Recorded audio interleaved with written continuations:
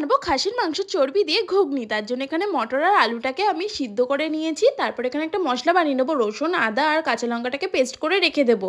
তারপর এখানে আমি চর্বিগুলোকেও ছোট ছোট পিস করে কেটে নিয়েছি আর এখানে টমেটো পেঁয়াজগুলোকেও কেটে নিয়েছি। তারপরে কড়াইতে তেল গরম করে তেজপাতা আর শুকনো লঙ্কা প্রথমে ফোড়নে দিয়ে দিলাম। তারপরে পেঁয়াজগুলোকে লাল লাল করে ভেজে নেব।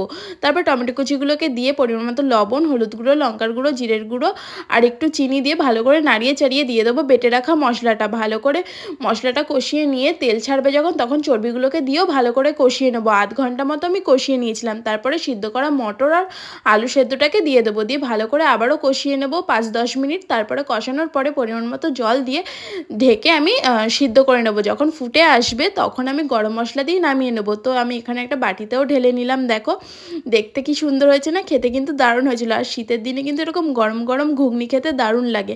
আমার তো হেভি লেগেছে। তোমরা একবার ট্রাই করো, খুব ভালো লাগবে।